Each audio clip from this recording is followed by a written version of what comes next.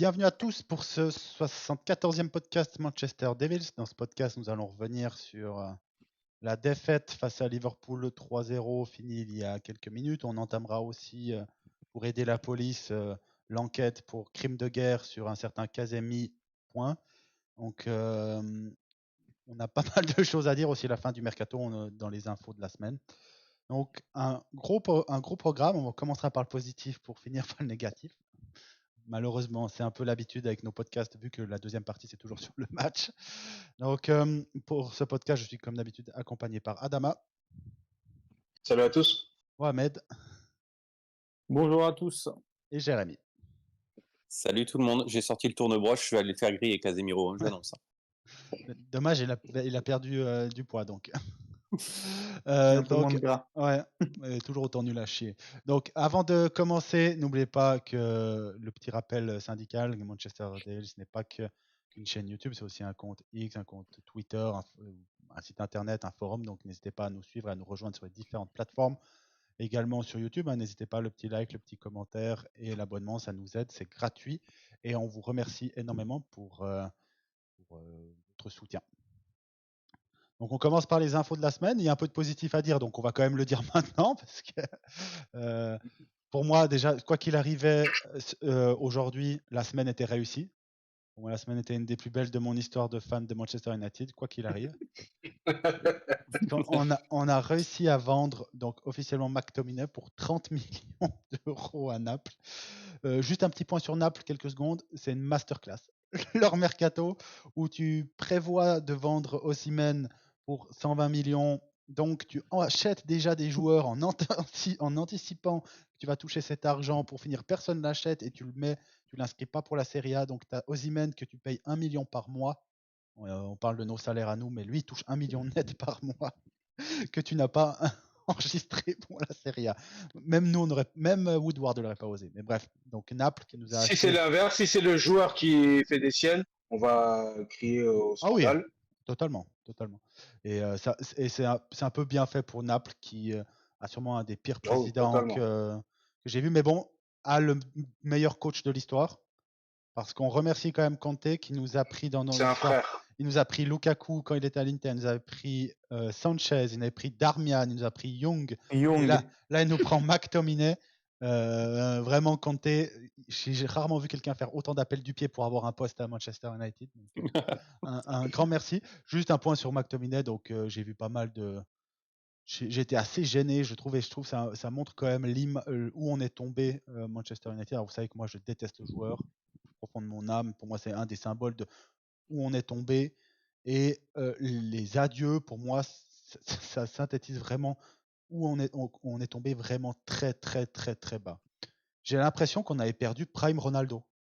Non, mais Non, c'est mais dingue. t'es dur, ça reste un joueur du. Non, mais même, c'est quand tu que vois. l'armoire est vide, quoi. Non, mais moi, ça me fait quelque chose pour ma part. Après. Oh non, il peut aller Oui, se parce faire foutre. que Moi, ça me fait quelque chose. normalement, ce genre de mec, ça doit te faire quelque chose. Voilà, mais là, c'est vrai qu'on avait l'impression, Non, mais la vidéo, l'interview, ils ont ramené Rashford, Bruno.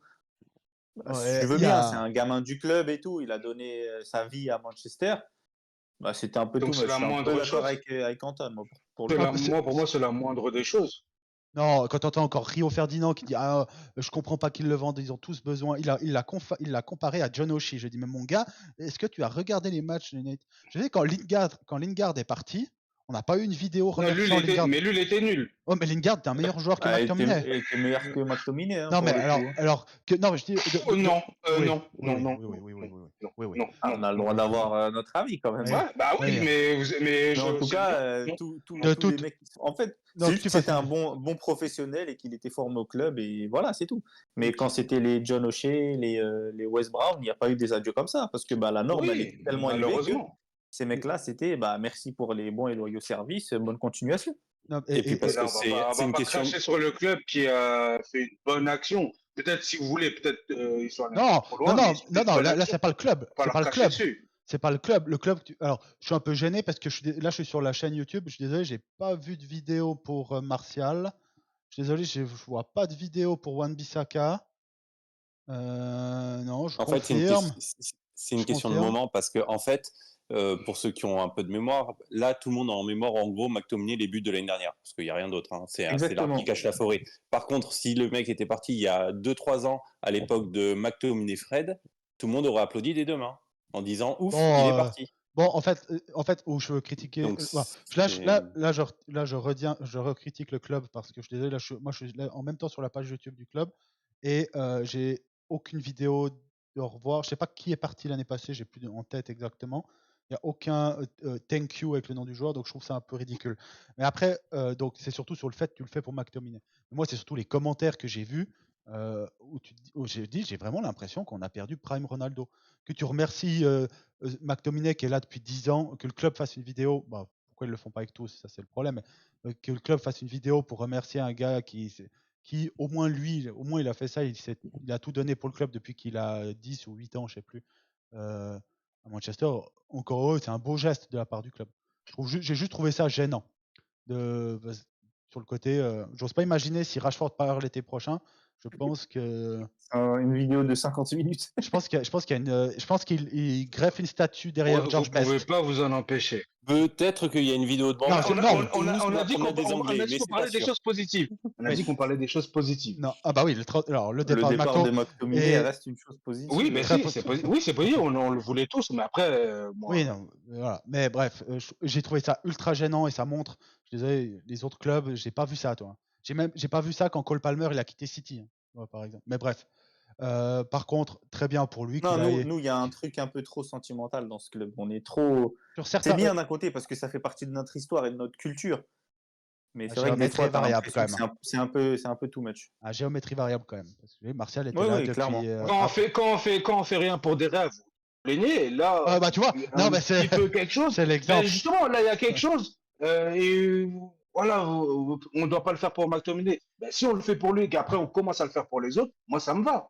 Mais malheureusement, c'est pas un commencement en fait, c'est ce que dit Antoine. C'est que c'est pas un commencement, c'est que tu le fasses pas pour le gars qui était 3 fois joueur de ton année et que tu le fasses pour un gars qui a marqué 6 goals en deuxième partie de saison d'une saison moisie et comme highlight. Bref. McTominay est parti, je peux enfin pouvoir arrêter de parler de lui parce que de toute façon je regarde pas la Serie A parce que c'est nul à chier ce championnat. Donc qu'il aille s'éclater là-bas, tant mieux pour lui. En gros, c'est ce qui a aussi retardé Ugarte. On attendait de vendre McTominay pour pouvoir acheter Ugarte, qui est un achat. Ça parlait au début d'un prêt, après un prêt avec option d'achat, et pour finir, on finit par payer 50 plus 10. Sachant qu'il demandait 60, donc une négociation made in Manchester. Mais très content de ce deal-là. Quand on voit le manque de vivacité de notre milieu de terrain aujourd'hui, il peut que faire du bien. C'est un leader et c'est un gars qui a des couilles. Et quand tu vois, on en reparlera après, quand tu vois encore le match aujourd'hui de nos leaders, je pense qu'on manque clairement de joueurs uruguayens parce qu'ils sont quand même ça en eux. Gavani, c'est un peu la même chose. Ou des joueurs sud-américains, on dira. Hors Brésil, parce qu'eux sont un peu plus nonchalants, mais très content. De Ligt qui est européen, pourtant il a aussi ce truc. Donc, oui. Non, mais quand je dis ça, c'est 100% que ça va nous faire du bien. Et moi, j'avais un peu peur que, vu au moment où il arrive, s'il part avec son équipe nationale, je ne suis pas sûr qu'il ait été convoqué, je ne suis pas sûr que l'Uruguay joue. Donc, mais vu que c'est la phase normalement, donc je pense que s'ils ont des matchs, il est convoqué. J'ai vraiment peur qu'on ait une intégration long terme, mais heureusement, Casemiro a décidé de faciliter son arrivée dans l'équipe aujourd'hui. Il a décidé de libérer la place, comme on dit. Donc très content de l'arrivée d'Ugarte. On en avait déjà parlé. J'aurais préféré un gars aussi qui est un peu plus à l'aise balle au pied. Quand tu vois aujourd'hui le pressing qu'on s'est pris face à Liverpool, ça aurait pu être utile. Mais au moins, il couvrira Casemiro. Il couvrira bien mieux le terrain que Casemiro et on pourra peut-être éviter de faire de la maltraitance sur enfant avec Kobbie Mainoo. C'est pas un peintre, le Ugarte. Après, c'est pas non plus. Pas Mainoo, du coup, mais c'est pas non plus le peintre qu'on veut faire passer, je trouve. En fait, c'est un gars qui va faire des passes à 3 mètres. Quoi. Mais... Il va faire des passes à 3 mètres. Ouais, voilà. Et je préfère ça que. C'est un footballeur, donc.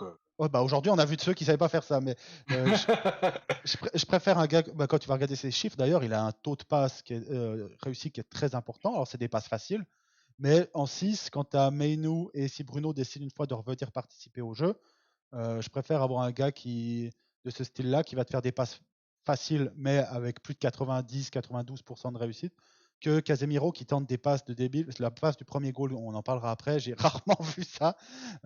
Et Casemiro, il est capable, même dans ce match aujourd'hui, hein, Casemiro, il a fait des passes qui étaient magnifiques, et puis d'autres où tu as envie de t'arracher les cheveux. Quoi. Donc ce sera. Je me réjouis de voir Ugarte. Quand je le vois, je me dis que lui, en première ligue, il peut s'éclater. Tu vois que c'est un des meilleurs. L'année passée, il avait, je ne sais plus la stat en termes de duel ou de tacle, je crois qu'il en faisait 6 par match. Et c'était 2 ou 3 de plus que Rodri, par exemple, en sachant qu'il jouait au PSG. Hein. Le PSG, ils avaient quand même la balle. Hein. Donc je me réjouis de voir Ugarte, qui a pour moi un profil première ligue parfait. Un peu dommage juste le prix quand même, 60 millions. Ils ont eu Joao Neves. Ouais, 60 je millions reste quoi. toujours sur mon idée première, j'étais déjà mitigé sur le profil. Après, sur le joueur, c'est un joueur que j'aime bien, mais sur le profil en tant que 6, je suis un peu mitigé par rapport à ça. Justement, quand on va jouer des équipes comme Liverpool, ou en tout cas des équipes qui mettent beaucoup d'intensité dans le pressing, si ton 6 ne peut pas faire de passe qui puisse La belle ligne. casser la ligne, ça va être compliqué. Mais après, si on joue contre des équipes comme Crystal Palace ou Fulham, peut-être que ça sera suffisant. Ça Moi, me je trouve dérange que pas trop dans Ouais. le. Excuse-moi, Mohamed. Ça me dérange pas trop dans le style de jeu parce que normalement, il est censé être entouré par des gens qui savent passer la balle. Normalement, il a à côté, il a Mainu, derrière, il a Lisandro, il y a Onana qui s'est normalement bien distribué, il y a Delirte qui je ne l'aurais pas mis en premier, mais normalement il y arrive, et il y a Medraoui pour l'instant sur le côté qui est capable aussi de assez bien distribuer. Alors, il va peut-être pas faire une diagonale, mais au moins distribuer en vertical. Donc, s'il défend parfaitement bien et qu'il est capable de soulager tout le monde, je ne lui tirerai jamais dessus parce que c'est pas le meilleur passeur. Du moment que il perd pas des balles stupidement comme ce qu'on a vu aujourd'hui de la part du Brésilien. C'est possible en fait, si on est sous pression, ça serait possible en fait de pouvoir le mettre dans ce genre de situation. La passe en Genre c'est pas retrait, ça existe Verratti devant toujours. la défense. Non, mais la Ouais, passe mais en retrait. en fait on a le droit de jouer aussi vers l'avant. Au bout d'un Oui, moment, mais il va pas être sous pression 90 minutes par match, 40 matchs par saison quand même, tu vois. l'année dernière, est-ce qu'on avait le ballon à chaque fois on défendait, même L'année contre dernière, des il y Crystal avait Palace, beaucoup. même contre des Burnley, on n'avait jamais la balle. L'année dernière, tu avais beaucoup de joueurs qui avaient du mal à s'en sortir avec le ballon. Ce que je dis, là, normalement, dans sa zone, tous les gens qui sont autour de lui, s'ils reçoivent le ballon, ils sauront eux quoi en faire. Donc Attention. logiquement, tu es censé y arriver quand même. Faut qu'il puisse le recevoir, c'est ça le but. Attention, il est très fort avec le ballon. C'est-à-dire que il arrive à faire des courses. Projeter, ouais. Ouais, il se projette très bien. Et dans les petits espaces, il se projette. Bon, avec son gabarit, ça aide. Il se projette très bien. Son gros souci à lui, ce qu'on a vu, son gros souci, non. Oui, son gros souci, c'est que c'est pas Rodri, c'est pas même Casemiro dans ses bonnes passes. C'est-à-dire qu'il prendra pas il prendra pas 4 ou 5 transversales par match. Mais bon, on verra bien. Mais c'est pas un peintre. Mais c'est pas le peintre que les fans du Non, PSG c'est pas un peintre. veulent nous faire. En fait, on le fait passer que pour un 6 défensif qui sait rien faire avec ses pieds. Non, c'est pas vrai. Et moi, je trouve là où il sera beaucoup plus utile, c'est surtout à la perte du ballon. Quand le bloc est haut, Ouais. lui, quand tu vois Maïnou tout à l'heure, là, qui avait un peu de mal à revenir, il était cramé. Lui, je pense que les 90 minutes, quand il sera à 100%, bien sûr, hein, parce que la préparation tronquée et transfert tardif, lui, il couvrira le terrain. C'est une sorte de N'Golo Kanté, en fait, sous Leicester. Hein. Ouais. Peut-être pas aussi moins fort, mais oui, voilà. Mais défensivement, je veux bien dans le discuter. profil, je trouve qu'on s'en rapproche. Et si vous regardez bien, il y a pas mal de vidéos sur YouTube qui analysent Ugarte. Si vous analysez tous les chiffres de Ugarte l'année passée, le profil qui se rapproche le plus en première ligue aujourd'hui, c'est Caicedo. Donc on aurait tous crié au génie si on avait signé Caicedo il y a 2 ans. l'année passée, l'été passé. Hein. Donc moi je demande, toi, plus maintenant. Ouais, moins maintenant. il est dans les 1% meilleurs tacleurs en Europe. Il est dans les Ah oui, sur ça, ouais. 3% en interception. Il est dans les en passes tentées. On parle d'un gars qui a 60 passes par match quand même. Hein. C'est pas. Alors là, il est dans les pourcentiles pour ceux qui savent comment. Je vais pas l'expliquer maintenant, mais il est dans les 72%. Donc partie haute, on dira. Par contre, pourcentage de passes réussies, il est dans les 4% des meilleurs en Europe. Mais par contre, comme tu l'as dit, ne pas oublier, il a ces pourcentages-là dans une équipe qui domine. Mais par contre, il fait pas de passes progressives, ou très peu. Donc, c'est environ 4 par match sur 60, ça fait peu. Donc, on verra. Moi, comme j'ai dit, hein, si on a un monstre défensif qui arrive juste à pas perdre de ballon débile, comme on a vu aujourd'hui, et passer à Meinou ou à Bruno ou aux ailiers quand il a. Moi, je serais. Faire tourner, quoi. Pas prendre de risques inutiles. Voilà. Exactement. Donc, l'arrivée de Ugarte qui prend le numéro 25 du regretté Jadon Sancho qui part, lui, à Chelsea en prêt avec obligation d'achat ça parle entre 25 et 30 millions de pounds. Plus Chelsea finit au classement, plus l'option est chère. Mais par contre, ouais, et l'obligation d'achat, il y a une. On va être supporter de Chelsea maintenant. L'obligation, elle est drôle. Ouais, ça me fait rire l'obligation du PSG quand ils avaient pris Mbappé. Pour ceux qui ne savent pas, quand Mbappé vient, c'est un prêt avec obligation d'achat depuis Monaco pour contourner le fair play financier surtout. Et la clause, c'était que le PSG ne tombe pas donc en Ligue 2. Pas en Ligue 2. Et là, c'est un peu la même chose. Il faut que Chelsea finisse dans les. Si Chelsea finisse dans les 14 premiers, l'obligation, l'option se trigger automatiquement. Alors, il y a 2 ans, on aurait eu chaud parce qu'ils ont fini 12e. Et puis que leur début de saison, ils ont fait match nul face à le Palace aujourd'hui. Aujourd'hui, après, ils en ont mis 6 à Wolverhampton. Ouais. Et puis le premier match, je sais plus ce qu'ils ont fait. Le match était un peu bizarre. Le match était face à City, ils ont perdu. Donc, Ouais, bon, City. Voilà. Donc, mais ils ont 4 points, nous on en a 3. Donc, bref, mais Sancho qui part. Alors, moi, ça me fait chier parce que je suis la groupie numéro 1 de Sancho. J'aurais préféré qu'il parte à l'étranger, parce que j'aurais pu le supporter dans un autre club à l'étranger, mais là, je ne vais pas supporter Chelsea. Je vais vous dire quand même que c'est une aubaine pour United. Pourquoi ? Parce que. Très bien vendu, ouais. Pourquoi ? Déjà, on économise. On aurait pu mieux faire, mais oui. On économise. Cette année, Chelsea paye une grande partie du salaire. On n'a pas encore eu le pourcentage, mais d'après les sources fiables, c'est une grande partie du salaire. Donc, allez, on économise une dizaine de millions. Et l'année prochaine, on économise 20 millions de salaire, plus on prend 25 millions de pounds. Donc, c'est quand même 45 millions. Ça peut paraître rien pour United, mais c'est ultra important pour le fair play financier pour les années prochaines. Parce qu'on arrive dans des années compliquées avec le fair play financier. On aurait eu besoin de vendre de toute façon. Et aujourd'hui, les actifs qu'on a, il n'y en a plus beaucoup que tu veux vendre, que tu peux vendre. Là, on dira que cet été, Ineos a dégagé presque tous les poids morts. Ce que je veux dire là, c'est soit ils les ont vendus, soit ceux qui restent, ils sont en fin de contrat en 2025, donc tu en retireras rien. Et Ineos a essayé de les vendre, on n'a pas réussi, donc on sait qu'ils partent libres à la fin de l'année. Lindelof qui est resté caché dans la cuisine pendant le cache-cache. Bon, après, c'est pas lui qui coûte le plus cher, hein. Mais parce que on parle de salaire, je le place juste là, il y a Fernandez qui a prolongé. Oui. Et pas pour 3 cacahuètes. Même salaire que Rashford. Donc même niveau de critique maintenant. Alors, il avait déjà même énergie. Même énergie. Ça, tu peux pas me le reprocher. Ça, tu peux pas me le reprocher. La même énergie. Moi, je suis toi, je peux pas te reprocher. Moi, je suis encore pire parce que c'est notre capitaine. Mais à Jérémy. Tu me dis, tu écouteras les derniers podcasts. Où est-ce que je mets en avant Bruno Fernandes? Les gars, on reste sur Sancho. Non, c'est bon, je te taquine. Il tire dessus aussi beaucoup. Hein. Très bien placé, Adama. Donc, juste pour finir sur Sancho, moi, je suis très content qu'on le vende parce que, honnêtement, je ne comprends pas ce deal. Ça me fait penser à McTominay qui va à Naples. Parce que, tu vois, par exemple, il y a Zambo Anguissa qui joue à la place de McTominay. Je suis désolé, Zambo Anguissa est un meilleur joueur que McTominay. Et là, je me dis, donc ils l'ont signé. Il va se régaler, McTominay. Ah oui, mais je me dis, il va se régaler. Je me dis Sancho. Quand même, hein. Je me dis Sancho, il part à Chelsea, donc c'est pour ça que je suis très content de l'obligation d'achat, parce que c'est-à-dire qu'en gros, il nous paye l'année prochaine, hein, c'est ça ce que ça veut dire. Mmh. C'est-à-dire qu'il va quand même dans une équipe où on connaît les transferts de Chelsea. Donc il y a Mudryk. Il est nul. Oui, Sancho aussi depuis qu'il est chez lui. Mais lui, il a financé la guerre en Ukraine, c'est tout.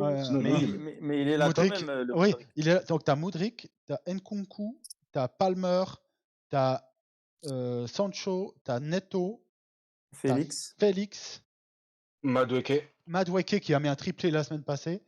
tous ces gars-là peuvent jouer au poste de Sancho. Et donc, je ne comprends pas. Alors oui, ils ont perdu Sterling. Ils ont fait partir Sterling, mais je sais plus, c'est en prêt seulement. Il y a pas de... En prêt, ouais, sans obligation d'achat. Sans obligation, ouais. Sans obligation Sans option même, je crois. Je suis pas Sans sûr. option. Ok, donc, Ouais, même sans option d'achat. Très sec. Donc, je comprends pas Chelsea, mais bon, tant mieux pour nous, je vous dirais. Mais Antoine, fait un peu n'importe quoi, donc c'est dur à comprendre. J'allais dire, tu me donneras le nom d'une personne qui comprend le montage d'effectifs de Chelsea ces 5 dernières années. Ah non, c'est costaud ça. C'est clair.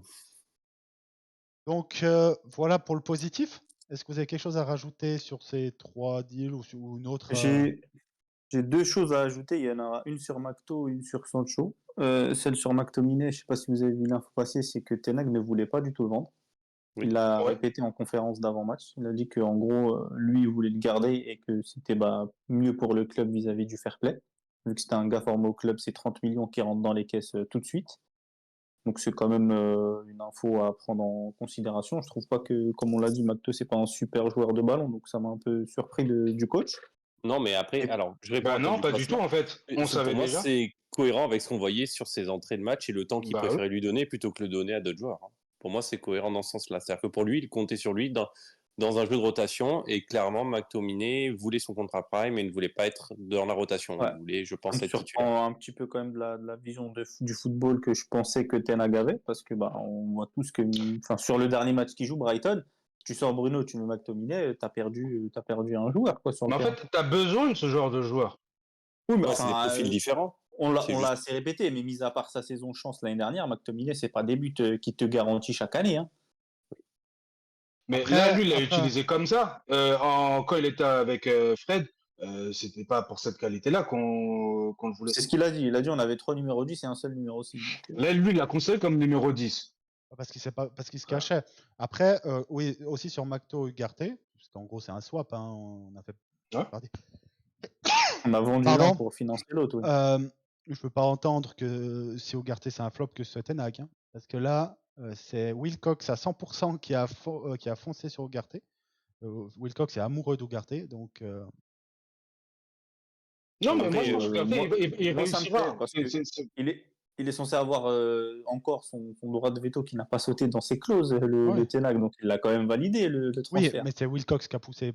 Et au bout d'un moment, faut pas croire, Ten Hag il reste, il a comme été fragilisé et il est en train de. Et c'est tant mieux parce qu'il avait trop de poids, on l'avait dit. Et je pense que, même un droit de veto, je trouve que c'est trop, mais pour n'importe quel coach. Mais bref, oui. Ugarte, c'est vraiment un des premiers deals que Ineos a poussé, alors qu'on. Après, c'est des rumeurs que Ten Hag le voulait pas, Ugarte, d'après moi, parce que si c'était le cas, pourquoi on avait fait des offres l'année passée? À qui? À Ugarte, quand il était au Sporting. Ah oui, c'est vrai, j'avais oublié ce détail. On était intéressés, je sais pas si on avait fait une offre, mais on était intéressés. On était intéressés. C'est qu'il était sur la shortlist en tout cas. On était intéressés par la terre entière aussi. De toute façon, je sais pas. On fera jamais mieux que l'année où on voulait prendre Rabiot et Arnautovic. Moi, ça me va. On a voulu De Jong, je te rappelle. Au moins, c'est un joueur de foot. Hein. On le veut encore, hein, d'après les rumeurs. Non, il est blessé. Et du coup, la deuxième réaction que je voulais avoir, c'était sur Sancho. J'avais quand même un espoir parce que je voulais pas totalement le catégoriser dans la catégorie justement de flop. Mais franchement, après réflexion, il nous a quand même bien chié à la gueule. Donc très très très content qu'il se soit cassé. C'est vraiment un petit con. Et pour moi, dans un monde où Di Maria existe, pour moi c'est le flop ultime, Sancho. Non, il faut pas oublier quand même qu'on a. Non, ça, je te laisserai jamais dire ça. Parce qu'on a quand même un gars sur le banc actuellement qui ne rentre même pas. Donc. Je crois qu'il parle d'Anthony. Non. Et qui a coûté encore 20 millions de plus que Sancho. Et qui. non. Jamais. Après, il y a match. Hein. Moi, j'aurais voulu le garder, mais bon, après, je suis pas mécontent qu'il soit parti. C'est une bonne offre. Franchement, c'est une bonne offre. C'est inespéré. C'est une bonne offre. Et de toute façon, même s'il serait resté, Ten Hag, ce serait la seule solution. Et il l'a tenté l'année dernière. Il pensait que Ten Hag allait être viré. Donc, il est resté 3 mois à bouder. Au final, il est encore là. Donc, voilà. C'est le mieux pour tout le monde. Et on aurait. De toute façon, je pense que Sancho, Sancho Manchester, ça l'aurait pas fait, peu importe le coach. Et il jouera pas contre nous cette année, donc c'est sûr bien. Ça. Comme ça, Jérémy, ouais, c'est un prêt, donc Gentleman il joue pas contre certains. Non, mais c'est bien, ça brise la malédiction des anciens joueurs de Manchester qui nous fracassent en XXL. On attend au moins un an. Et je crois aussi qu'il y a un montant sur le prêt. C'est pas un prêt gratuit, je crois. Ouais, c'est 10 millions, je crois. Non, ça a été démenti, ça. Il n'y a pas de montant. Parce qu'ils prennent justement après, ils prennent le salaire. Ils prennent une grosse partie du salaire. Et je vous rappelle le montant du salaire. Juste pour finir, pour qu'on passe au match, donc avec les ventes qu'on a fait là, McTominay, Greenwood, Wan-Bissaka, Kambuala, Hannibal, il y a Alvaro qu'on a oublié, Pellistri et Van de Beek. Avant même les options, c'est le deuxième plus gros mercato de notre histoire à la vente. Il y a oublié Mejbri, je crois. Oui. Non, j'ai dit Hannibal, 6 millions 4. Ah, ok. Ouais. Putain, on l'a vendu. Des fois, on a fait des hold-up. Mais donc, ce qui veut dire juste comme ça, c'est que la seule. Le premier, c'est quoi? C'est celui de Ronaldo ou c'est celui de Ronaldo? Ronaldo tout seul. Ronaldo ou Ronaldo tout seul. Et quand tu vois qu'il y a des clubs comme Chelsea, bon, bien sûr, mais même City, c'est assez fréquent. Arsenal aussi, ils en ont fait. La seule fois où on l'a fait, c'est en 2009-2010, où on a fait mieux. Où Ronaldo, sur les 104,5 millions d'euros, Ronaldo, c'est 94. Après, c'était peut-être la seule chose dont on n'avait pas trop de doute sur Ineos, c'était qu'ils savent faire rentrer de l'argent. Mais je trouve que ça a été bien vendu, toi. 30 millions pour McTominay, jamais j'aurais cru qu'on ait ça. Greenwood, vu la situation, 26 millions plus 50% sur la revente, et on va faire de l'argent là-dessus. Donc, avec une clause de rachat caché. Non, ça va pas. donc voilà pour les infos de la semaine. Maintenant, on a fait 27 minutes sur les infos de la semaine et le positif. On va passer les tronçonneuses. À l'acte terroriste qu'on vient de vivre. Je pense que. Perpétré à Old Trafford. J'ai envie de dire un de plus, parce que par contre, l'historique contre Liverpool année après année, il fait mal. 3-0, 5-0, 7-0. Les Liverpool et Manchester City, les deux ont leur centre d'entraînement Old Trafford. Je pense. Donc, partenaire. Donc, défaite 3-0, première mi-temps où on est en place. On fait clairement jeu égal avec Liverpool. Jusqu'à 2 actions de Casemiro, on en reviendra après plus en détail. Bref, donc première action où il veut décaler sur le côté gauche alors qu'il y a 45 joueurs et que le côté droit, tu as Mazraoui qui fait justement l'appel. Et justement, le jeu était clairement à droite et il avait juste à se retourner et tout. Il fait la passe. Le problème, c'est qu'en plus, sur le but de Luis Diaz, Mazraoui avait fait l'appel pour que Casemiro lui fasse la passe. Donc, Mazraoui, qui est une des satisfactions de ce début de saison, ne peut pas être là pour défendre sur Luis Diaz, 35e minute. Deuxième but où c'est un peu la même chose, où Casemiro a le ballon. Donc on voit Meynou et Fernandez qui s'écartent un peu pour offrir une solution. Une des seules fois où Fernandez s'écarte pour offrir une solution dans ce match. Qu'est-ce qui se passe? Il perd la balle. Vu que lui, il perd la balle. Pour moi, j'ai la faute. Pour moi, pas la faute. Pour moi, c'est léger. En première ligue, ça ne siffle pas, mais si ça siffle. Ouais, mais si c'est l'inverse, si c'est lui qui fait ça, on va siffler. Sincèrement, il y a faute. Ouais, à voir. Mais en tout cas, c'est nouveau. Quoi qu'il arrive, dans le duel, il est léger parce que c'est face à Luis Diaz. Oui. Il est léger, il perd la balle. Non, c'est Gravenberch, je crois qu'il récupère, je sais plus. Non, je crois que c'est Luis Diaz qui récupère déjà. Il touche même pas, il touche pas la balle. On voit bien sur les jambes qu'il touche pas la balle. Il y a faute. Ça fera pour le penalty qui n'a pas été sifflé plus tard. Après, c'est Casemiro. Normalement, c'est censé être le taulier dans un centre. Il se fait avoir. En fait, il voulait la faute. Parce que, après, il a cru qu'il était encore à Madrid, mais il voulait la faute. Si c'était Collière, j'aurais rien dit. Mais et donc 2-0, on se retrouve à la mi-temps où Liverpool a 4 tirs et 2 tirs cadrés et on offre les 2 buts. Donc et t'as oublié de parler du premier but qu'on prend. C'est aussi Casemiro qui perd la balle, non? Non, c'est Casemiro qui laisse. Non, Casemiro sur ce coup-là, il perd pas la balle, mais c'est quand j'ai écrit sur le chat, justement sur WhatsApp, où il a pas laissé. Gravenberch, il s'est pas placé dans l'intervalle. Vu comment Casemiro était placé, il y avait un champ pour laisser Gravenberch seul. D'ailleurs, on a fait passer Gravenberch pour Prime En plus, Rodri. laisser marquer Trent Alexander-Arnold. Ça aurait été Oui, trop.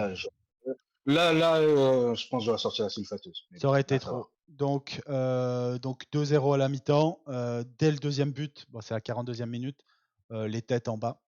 Plus de leader, comme d'habitude. Comme à chaque fois. Et dès la première minute, la deuxième mi-temps, ben, je suis désolé, mais je soutiens à 100% le changement de Casemiro pour Collière. Mais oui, mais tu peux pas. Tu joues Liverpool, qui reste un des 3 meilleurs effectifs de Première Ligue. Face à toi, tu as McAllister qui a gagné la Coupe du Monde. Tu as Gravenberch qui est un joueur qui a joué au Bayern et tout, qui a de l'expérience. Et c'était le troisième, c'était Szoboszlai, qui heureusement qui s'aborde une action de génie en deuxième mi-temps, mais qui reste quand même un joueur à référence internationale qui a joué avec des champions. Tu peux pas jouer Liverpool et essayer de remonter avec un gamin qui a jamais joué une minute. Collier, Mainou, et t'as encore Garnacho qu'on a vu tendre encore dans ce match. Bon, là c'était compliqué, il n'a pas eu grand-chose, même si Ahmad a été bien meilleur quand il est rentré.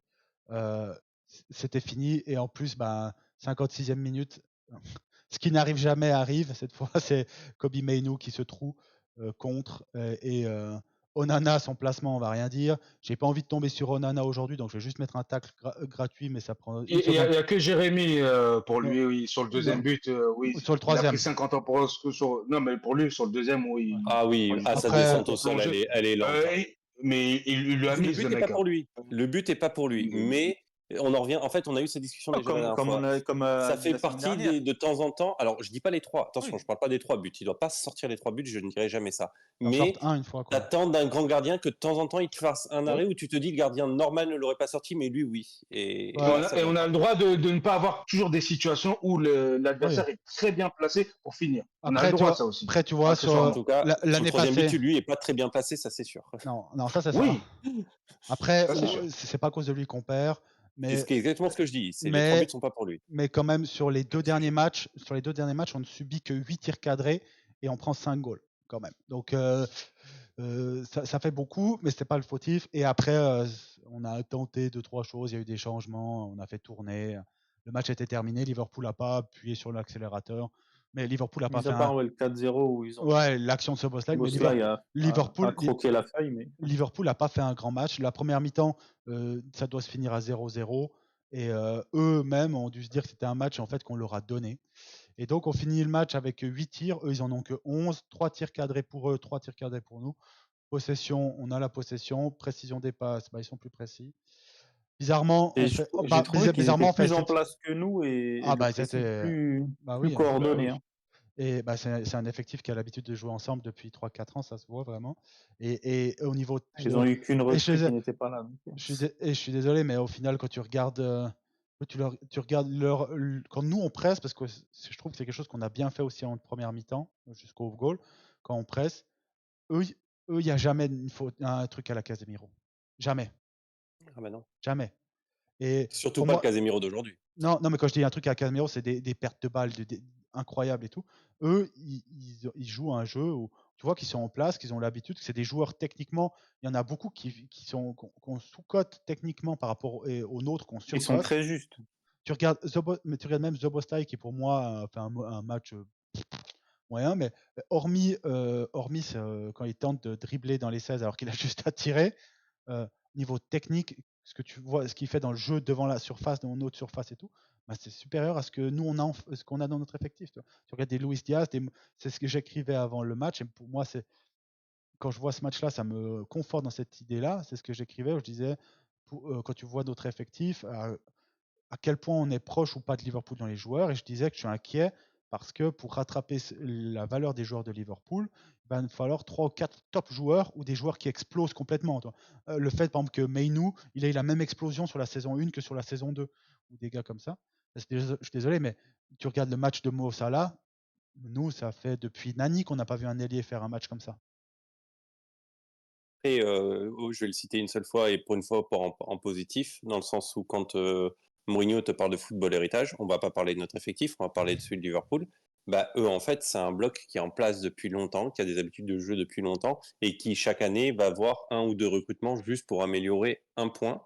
Mais la base, elle est là, en fait. Et nous, on en est encore à sortir les pelles pour mettre la base en jeu. Nous, on en est à notre stade de développement où il y a 5 matchs officiels de ça. Donc, la saison dernière, en fin de saison dernière, on avait peur de recevoir le ballon devant notre défense. On en était là. Le mot peur est existant. C'est-à-dire que quand on avait le ballon devant la défense, mon Dieu, l'angoisse, vite, il faut sortir de là. Je veux dire, quand on est à ce point de construction-là, tu peux même pas espérer te comparer à Liverpool, qui a un système de jeu ancré depuis 8 ans, qui joue avec un effectif où la moyenne des joueurs doivent minimum être là depuis 4-5 ans, et certains plus que ça. C'est toute une dynamique qui est complètement différente. Eux, ils intègrent un joueur qui va arriver ou 2 au mercato à leur philosophie, quand nous, tu as 15 mecs qui arrivent en 2 saisons et où il faut que tout le monde trouve le même rythme de partition à la minute. Donc Mais forcément, pour moi, on doit même pas comparer. Pour moi, on doit même pas comparer, parce que là, en fait, faut se dire que tout ce qu'on a vu l'année dernière ou il y a 2 ans, etc., tout ça, on met à la poubelle. En gros, Ineos, il vient d'arriver et quand Ratcliffe a dit qu'il fallait être patient, que ça allait prendre à peu près 3 ans, ben là, on débute. Et donc, pourquoi on se compare à Liverpool? Non, ça sert à rien de se comparer à Liverpool. Quand même 10 ans Franchement, ça n'a aucun sens. qu'on est en Non, transition. mais tout ça, faut, On s'en en fait, faire chier, non, quoi. mais tout ça, faut oublier. Mais là, c'est une nouvelle équipe. C'est un nouveau Non, mais management. chaque année, on se dit ça, en fait. Non, mais non, Mohamed, non, on Oui, mais n'avait pas de nouveau management. Non, où je je suis suis désolé, on n'avait d'accord, pas de nouveau management. où je suis d'accord on se avec dit ça à Adama. chaque nouveau coach. Attends, juste, je te laisse la parole. Là où on se dit ça à chaque. Le problème, c'est on se dit pas ça chaque année, on dit ça à chaque nouveau coach. Parce que tous les coachs qu'on Ouais. a enchaînés, aucun n'avait du tout la même philosophie de jeu.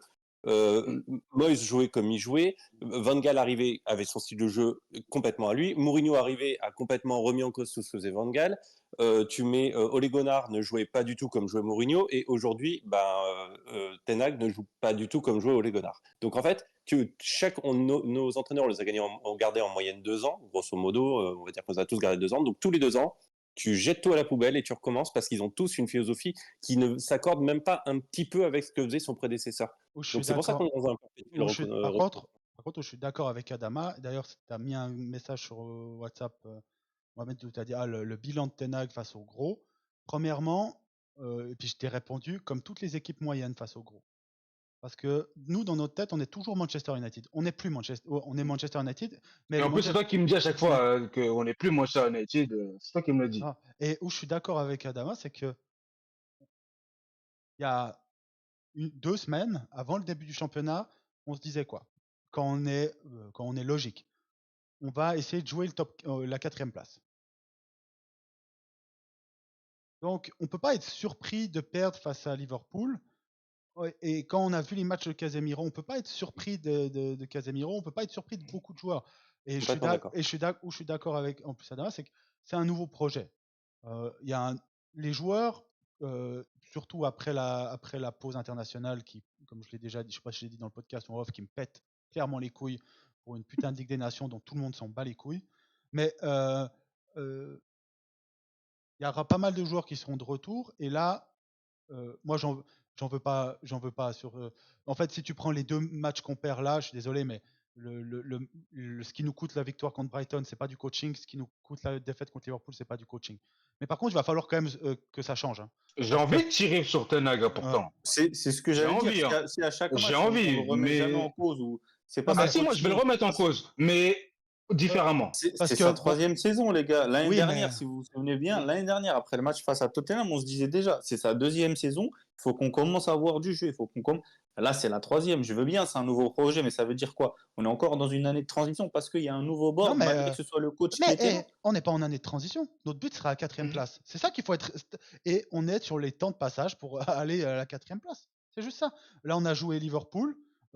Des équipes qui vont jouer contre Liverpool, qui auront comme objectif les places 4, 5, 6. Donc, quand je dis ça, c'est Chelsea, nous, et Tottenham et Newcastle. On sera dans ce package-là. On est au même niveau que ces équipes-là. Sauf que oui, on se tape Liverpool après 3 matchs. Donc, oui, tout comme Chelsea a démarré par City, en fait. Hein, exactement. Et City, ils ont 1 point de plus que nous, alors qu'ils ont joué Crystal Palace et puis Wolverhampton. Donc voilà. Et nous, on a joué Brighton. Brighton, ils ont fait match nul face à Arsenal. Donc, on a un début de calendrier qui est pas facile. Ou moi, j'en veux pas et je veux pas entendre de Ten Hag out après 3 matchs. C'est que il faut laisser. Maintenant, en fait, il faut comprendre que on n'est pas en saison de transition, on est au début d'un projet. Et il va falloir de la patience. Et je vous promets que Ineos, hormis si on perd les 7 prochains matchs, ils vont pas changer de coach avant la fin de l'année. Donc moi, je vais pas jouer et je veux pas refaire une saison comme l'année passée à devoir justifier Ten Hag in, Ten Hag out, Ten Hag in, Ten Hag out, Ten Hag in, Ten Hag out. Et comme je dis, quand on perd 3-0 face à Liverpool, que si on veut jouer au jeu de l'effectif, on se fait marcher dessus, que en plus nos leaders, parce que ce sera mon point noir, encore une fois, ils nous pissent dessus, ben, j'en veux pas au coach. Moi, le seul truc où j'en veux au coach, et ça aurait rien changé au match, c'est putain, pourquoi Rashford il joue à la place d'Amad. Encore plus quand tu vois l'entrée de jeu d'Amad, alors c'est toujours plus facile d'entrer. Est-ce que ça changerait quelque chose? Ça aurait changé. Non, c'est ce qu'il a changé. C'est ce que j'ai dit. C'est ce que j'ai dit, c'est que où je lui en veux, c'est Rashford, il a un totem. Bruno, Bruno, en plus maintenant, il a le double totem vu que Mount, il est absent pour la 822e fois. Et surtout, vu que l'autre fois il est sorti, on a perdu, donc encore plus. Donc voilà, mais que Rashford, il enchaîne, c'est le seul truc où je lui en veux. Sinon, j'aurais mis exactement la même équipe. J'aurais demandé exactement la même chose, sauf que tu peux pas prévoir. De toute façon, tu as vu le banc, il n'avait pas le choix. Les gars, on recommence à avoir sur le banc parce que, toujours pareil, hein, la saison dernière, moi, j'en voudrais jamais à Ten Hag sur la saison dernière. La saison dernière, personne n'a eu à avoir à gérer autant de blessures avec un effectif aussi moyen et des ambitions aussi hautes. Ouais, c'est ça le problème. Tu les trois. Les ambitions Manchester United, l'effectif moyen, gestion des blessures. Aucune équipe dans l'histoire récente, Première Ligue, hein, démarré de 90 à maintenant, de mémoire, n'a eu à gérer ça. C'est-à-dire donc avec nos ambitions. Chelsea, Newcastle, ils avaient aussi à peu près le même nombre de blessures. On a battu le record de blessures. Ils finissent avec nous. À peu près. Ouais, voilà, on est. Oui. Comme il a dit personne dans l'histoire, non, mais on a battu le record de blessures. Quoi qu'il en soit, toute année confondue, il n'y a pas eu une équipe. Il y a eu des équipes qui ont eu des joueurs plus lourds. Une ou deux blessures près, ça change pas. Le fait est que quand tu mettrais jamais Chelsea, tu les mets. Je mettrai jamais Chelsea dans le même plat. Ils ont 80 joueurs, donc. C'est ça. Donc c'est ce que j'ai, parce que quand je dis dans les trois paramètres, il y a l'effectif. Chelsea, ils ont de quoi faire aligner deux équipes pro. On n'a jamais eu ces moyens-là. Donc je mettrai jamais la deuxième saison de Ten Hag. Pour moi, elle est blanche. Elle est juste blanche. Tu peux pas en vouloir à Ten Hag. Elle est comme ça. Elle a été faite comme ça. Mais quoi qu'il en soit, cette année, on va avoir des attentes. D'accord. Et quand même, alors, il va sauter. Il va sauter. S'il fait la même saison que l'année prochaine, il saute. Hein. Je suis d'accord.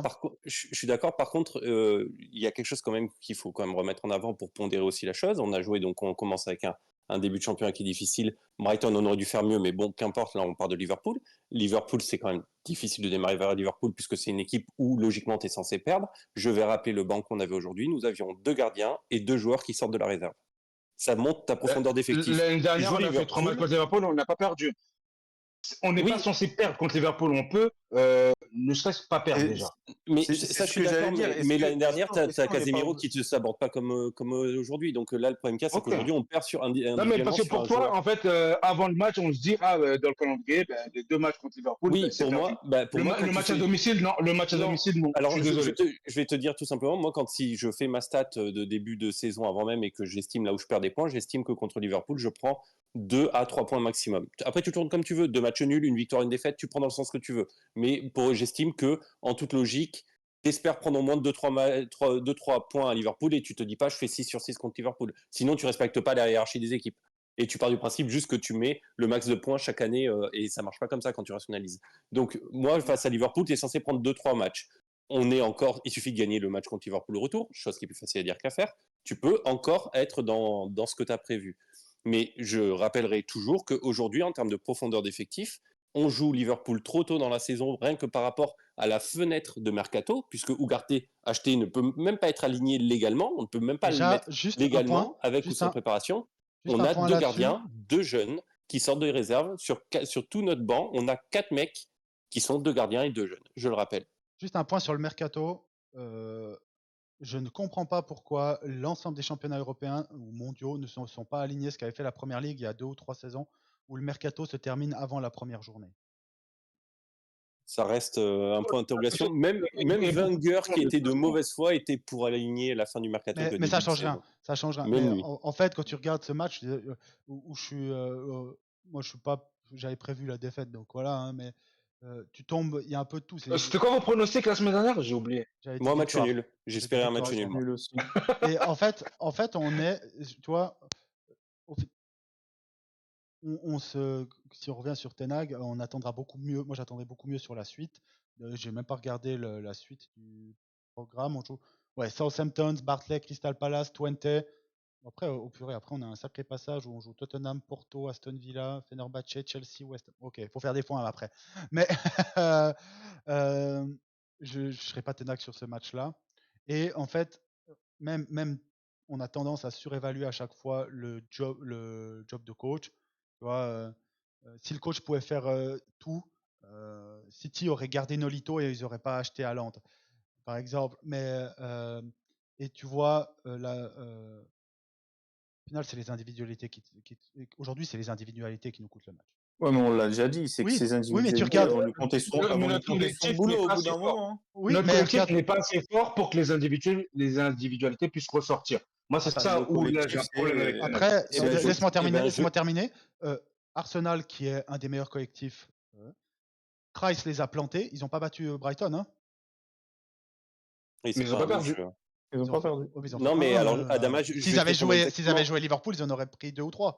Je vais te répondre exactement à l'inverse de ce que tu viens de dire. Notre effectif n'est pas assez fort pour compenser les déchets individuels qui viennent de se passer aujourd'hui avec Casemiro. Avec un effectif plus fort, tu peux compenser les merdes de Casemiro aujourd'hui. Pas d'accord. Aujourd'hui, tu peux pas compenser honnêtement, Adama. Dans un match fictif, ok, mais le match de Casemiro aujourd'hui, tu peux pas le compenser. Non, oui, non, sur ce point-là, je suis d'accord. Mais en fait, moi, ce que je reproche à Ten Hag, au-delà de ces déclarations, et que ça fait déjà 2 ans et demi qu'il est là, il attend sa 3e saison, c'est déjà notre structure défensive, comment on se comporte quand on n'a pas le ballon, et le manque de solutions offensives, de notre animation offensive. C'est ces 2 points-là où moi j'ai du mal. Certes, là, on essaye de mettre un peu de pressing. Ok, mais je le trouve pas transcendant.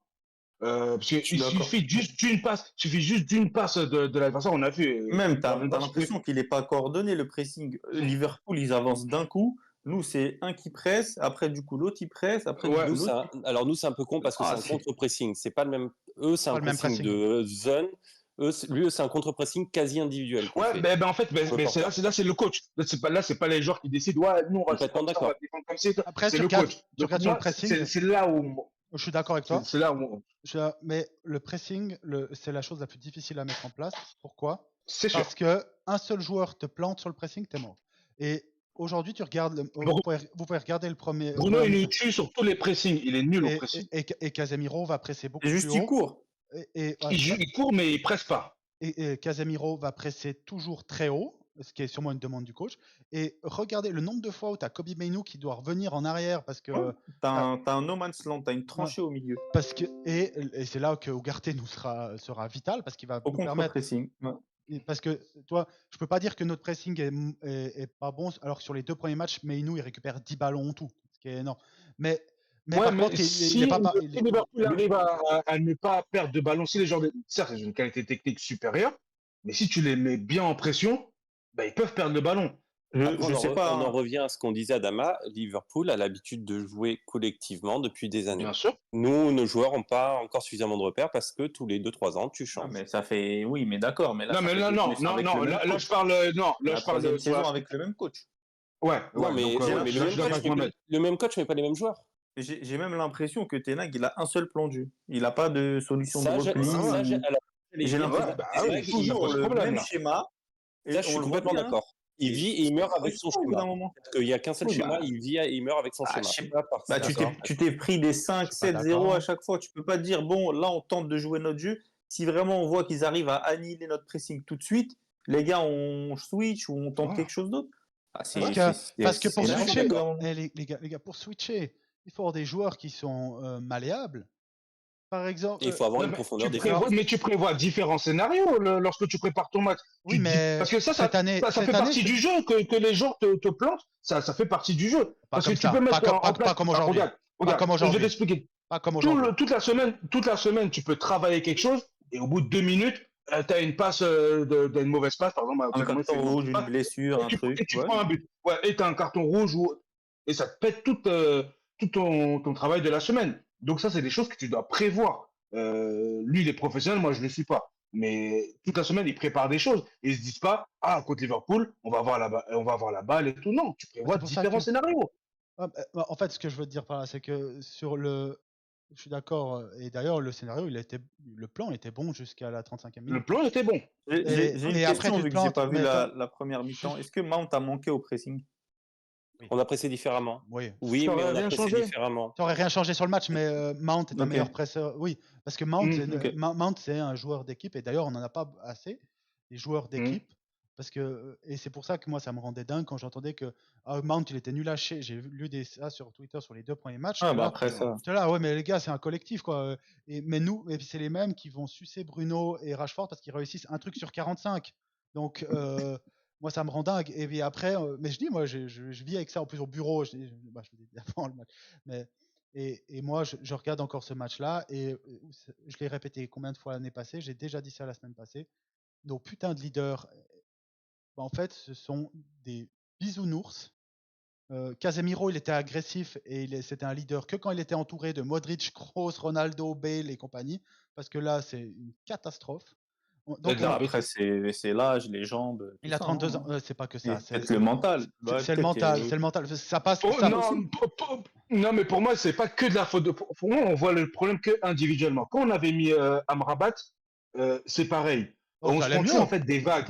En fait, mais c'est notre structure du milieu de terrain. C'est pas du tout complémentaire. On prend plus les vagues cette année. On prend plus les vagues, certes, mais regardez comment c'est transpercé. Ça vient d'où? Ça vient de Bruno. Gravenberch, à chaque fois, il était trouvé. À chaque fois, Gravenberch était trouvé sur une passe qui casse toute la ligne. Et après, c'est difficile de défendre en reculant. Certes, Casemiro a fait des erreurs. Mais moi, sincèrement, je l'en veux même pas. Honnêtement, je l'en veux même pas. Moi, je l'en veux même pas parce que vous devriez, parce que quand tu t'appelles Casemiro et que tu te fais sortir à la mi-temps face à Liverpool pour un jeune qui a 0 minutes en PL et qui n'est même pas un crack dans son domaine. Ça peut arriver à tout le monde. Bah non, mais s'il y a 2-0, ça peut pas t'arriver comme ça. Sur les 2 buts, c'est que voilà. Ça peut pas t'arriver comme ça, pas quand tu t'appelles Casemiro, pas quand on t'appelle Monsieur Ligue des Champions. Ça, c'est pas vrai. Ou je lui en veux pas. Vidic, il s'est pas fait salir par Fernando Torres. Arrêtez les gars, sérieux. Non. Mais il avait pas Fernando Torres, Casemiro là. Mais Fernando Torres, heureusement, parce que si tu mettais Torres Prime à la place de. Ça avait tout fait. Et pourtant, on parle de Vidic. Donc les gars, ça peut arriver à tout le monde de se faire salir. Ça arrive quand même souvent à Casemiro. Non, t'es dur, ça arrive qu'une fois par semaine à Casemiro. Parce qu'on n'oublie pas que le gars qui marque à Brighton le match. C'est vous qui voulez le garder. Moi, quand j'avais parlé, moi je voulais le vendre. Il n'y a pas eu d'offre.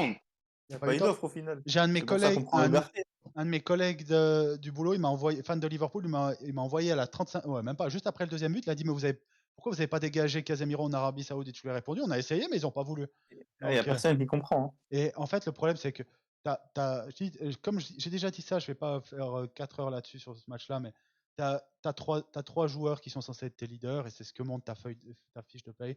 Tu as Casemiro qui te coûte le match. Tu as Bruno Fernandes, c'est le 840e match de Bruno Fernandes face à un gros où il ne te sert à rien. Parce que dès que tu n'as pas la balle, en fait, il va tenter des passes quarterback, il est nulle part. Aujourd'hui, je suis désolé, Bruno Fernandes, il a eu, je vais vous dire, passe clé 0, comme ça, problème réglé. Je ne vois même pas sur la feuille de match. 0 passe clé, un tir, c'est le tir où il est envoyé à 800 km. Il récupère 0 ballon, 0 dégagement, 0 tir contré, 0 faute commise. Normal, pour ça, il faut se défoncer un peu. Il touche il fait que 41 passes parce qu'il se cache tout le long. Il a tenté 6 centres, un seul réussi. Réussi, c'est juste qu'un joueur touche la balle. Ça ne veut pas dire que c'est un centre réussi. C'est vraiment le truc gentil. Et des longs ballons, il en a tenté 5 pour 2 réussis. Et combien de fois on a vu ce match-là de Bruno face à des gros? Combien de fois? 1 million de fois.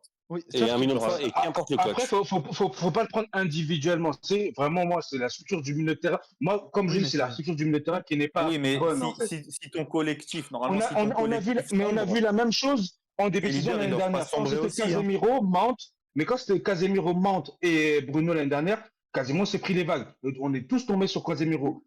on a mis Amrabat, c'était pareil. C'est la structure qui est pas bonne. Ah oui. Bon, Maïno est plus défensif. Après, c'est sûr, individuellement, après, c'est sûr que ça va être plus compliqué. Si déjà, de ta structure, c'est pas bon. Donc, en plus, j'ai même pas envie de défendre quasiment parce que oui. Non, mais là, je te parle de Bruno. Hein. Je te parle de Bruno. Ouais, je sais. Non, même, tu parlais des leaders. Aussi, les leaders, c'est les et le troisième. Bruno, en fait, si ton leader ne tire pas l'équipe vers le haut, au moins ils ne doivent pas la tirer vers le bas. Et là, c'est ce qui s'est passé. Et j'ai l'impression que c'est ce qui se passe souvent, malheureusement. Et tu as le troisième des leaders, qui a été le moins pire des trois aujourd'hui. Et qui ne tente même plus une accélération. On l'a déjà souligné la semaine dernière. Mais c'était pas le sens du jeu. C'était pas le sens du jeu. Non, il y a un moment. S'il avait accéléré, mais je sais de quelle action vous parlez. S'il avait accéléré, vous aurez dit il a 0 QI. Là, il a laissé pas aller sur 4-5 joueurs. Mais c'est normal. Non, il y avait un seul joueur. Il y avait Alexander Arnold en face à face. Tu vas. Il était tout seul. Il était tout seul, les gars. Oui, mais c'est pas grave. Et même ça, il le fait plus. Ben non, vous allez dire, s'il le fait, vous allez dire qu'il a 0 QI. S'il le fait pas, vous dites qu'il a peur. Moi, ce qui m'a le plus gêné, c'est que il a essayé, il est parti s'enfermer littéralement sur la ligne de corner. Et que quand il fait ça, il est entouré de 3 joueurs et il est systématiquement bloqué. Mais donc là, il l'a pas fait. Et vous le critiquez quand même. Vous dites, là, maintenant, il a peur. Dis pas vous, moi, j'ai rien dit. Non, mais c'est le match de Rashford. C'est révélateur. Si même sa qualité principale, c'est qu'il le tente plus. C'est que vraiment, ça va plus, là, moralement. Moi, je pense qu'il est brisé mentalement. Parce que ça, oui. Et aujourd'hui, j'ai pas envie d'aller plus dans le match de Rashford. C'était le moins pire des trois leaders aujourd'hui. Oui. Il doit quand même il doit quand même marquer un but parce que les deux trucs qu'il rate, c'est. Ouais. Oyloun, il a pas eu un seul ballon. Mais la tête, il doit la mettre. Par contre. Oyloun, il a pas eu des ballons comme ça toute l'année passée. Hein. L'année dernière, Oyloun, il aurait crevé pour avoir ne serait-ce qu'une des deux centres, il aurait crevé pour ça. Mais au moins, il a centré. Par contre, le problème, c'est que on est au troisième match. C'est peu. Hein. Tes trois leaders présumés, je parle pas encore de Martinez, mais attention, les deux derniers matchs Martinez, c'est pas ouf du tout. Hein, mais les trois leaders confiés, Casemiro, Rashford, Bruno, les trois, c'est soit très mauvais, catastrophique, soit Rashford, il n'a pas été catastrophique sur les trois matchs, mais il est moyen, il est correct. C'est même pas ça, c'est que il est invisible. Là, t'es sur un joueur. C'est pas contre Rashford, c'est juste la performance. T'es sur un joueur moyen de première ligue dont tu te souviendrais même pas le nom si tu ouvrais un match Everton-Wolverhampton. Ouais, c'est ça. Mais il te crève pas, alors que les deux autres te crèvent. Complètement d'accord. Moi, je reviens rapidement sur Ten Hag. Hein. Je suis pas en mode bashing ou Ten Hag out.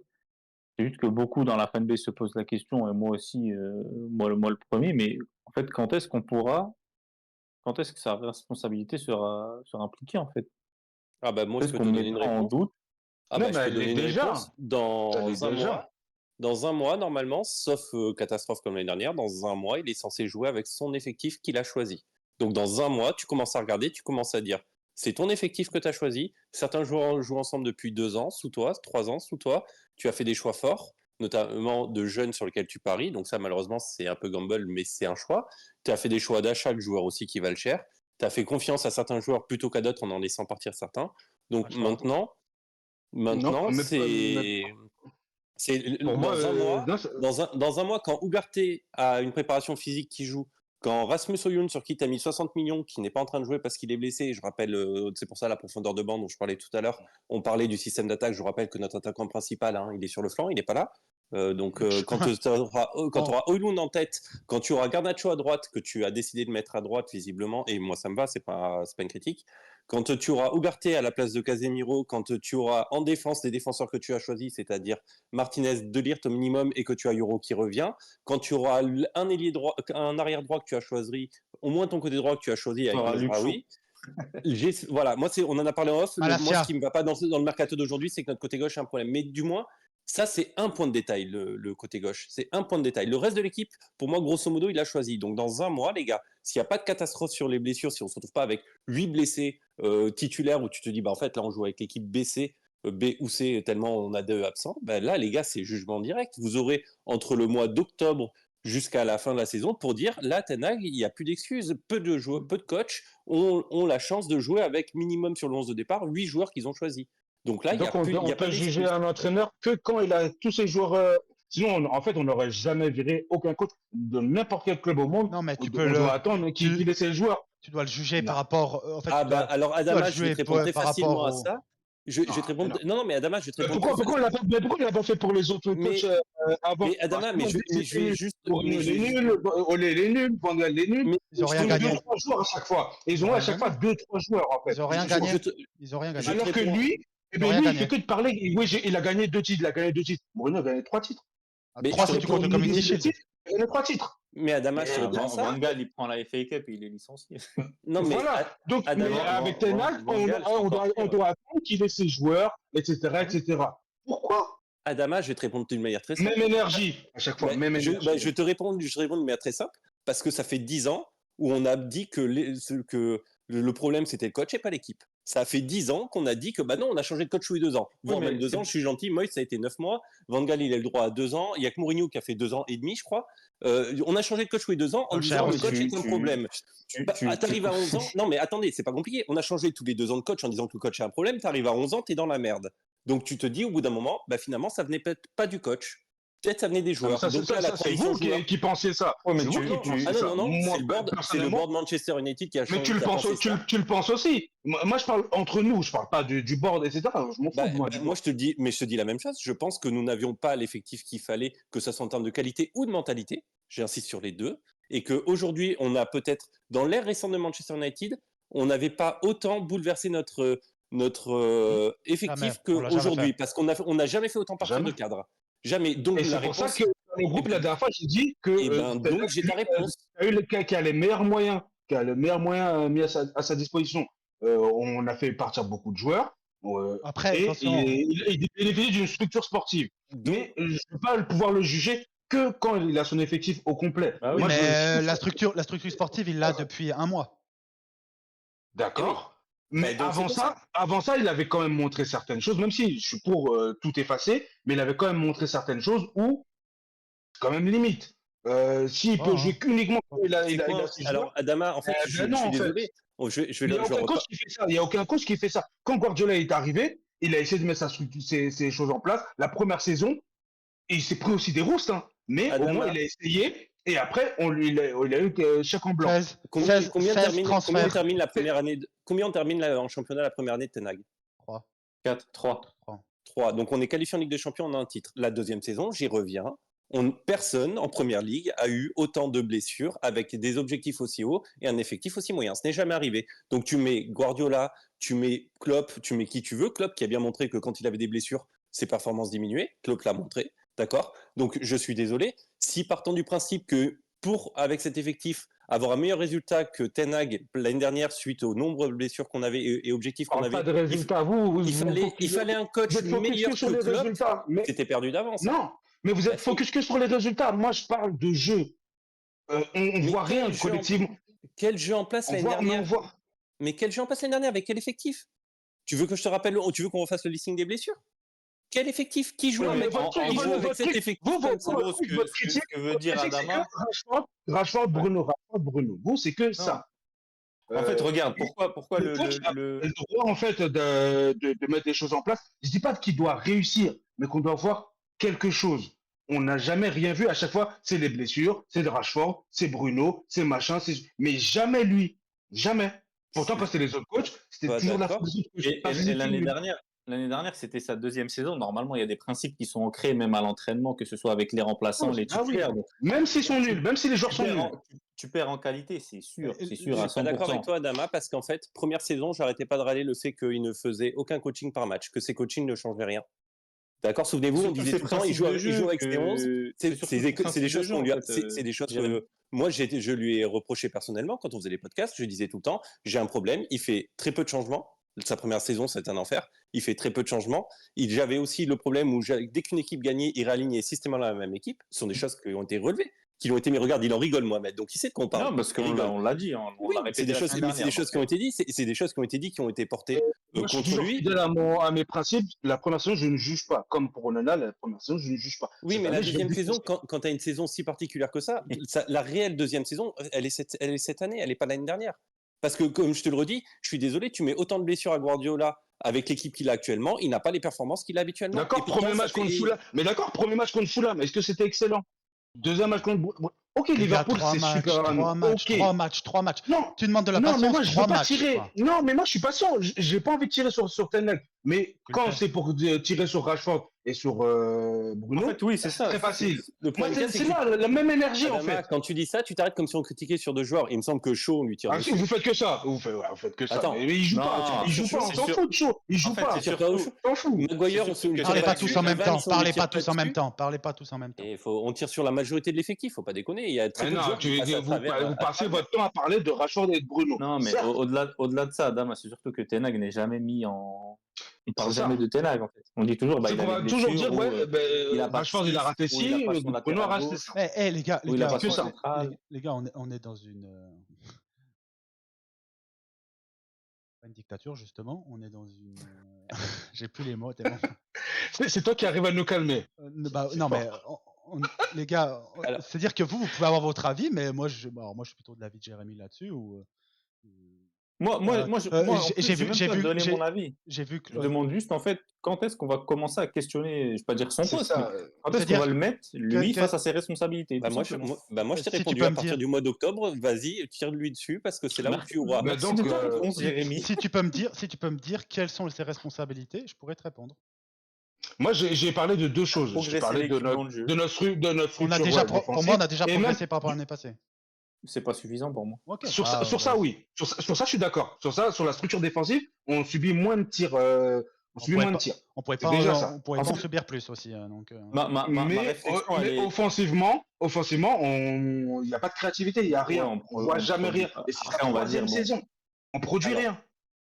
On verra avec Højlund. Parce que je rappelle qu'offensivement, là, actuellement, c'était le premier match. Non, c'est pas une réponse, en fait. Parce que même quand Højlund était là, je veux dire, de se procurer des occasions. Aller sur SofaScore, on est la 14e équipe l'année dernière au nombre d'occasions créées. Donc c'est pas Højlund. Højlund est là pour finir. Mais comment on apporte les ballons? Le problème qu'il y a, c'est que si je te réponds, je vais être obligé de citer ceux qui apportent les ballons aux attaquants, c'est-à-dire Rashford, Bruno, et tu vas commencer à râler. Donc ça va être compliqué de te répondre. Mais si tu veux, je peux rajouter Anthony, parce que tu disais qu'on tire pas sur les autres. Il me semble qu'on tire beaucoup sur Anthony, je crois, il me semble. D'ailleurs, il me manque que les attaquants. L'animation offensive, c'est que les attaquants. Comme l'animation défensive, c'est que les. Pourquoi quand on parle de pressing, on parle de pour répondre à ta question, ça vient quand même majoritairement des attaquants. Sinon, alors ta ligne. Je suis d'accord. Donc du coup, si tu as un problème d'attaque, c'est que normalement, c'est quand même majoritairement tes offensifs. Tu vas pas râler parce que Maguire a pas fait un centre. Mais c'est ton animation au global. C'est ton animation globale. Comment tu joues sur les côtés, etc. S'il y a des doublements, etc. Et ça, c'est le coach. C'est pas les joueurs, en fait. Moi, je vous ai amené sur le sujet de Ten Hag par rapport à ses responsabilités. C'est surtout, imaginons, ça foire. Si on attend décembre, le Boxing Day pour le virer, vous pensez pas que la saison elle est déjà morte? Alors, pour ceux qui ont une inquiétude, c'est comme ça qu'a raisonné Ineos, puisqu'Ineos n'a fait que déclencher son année sup.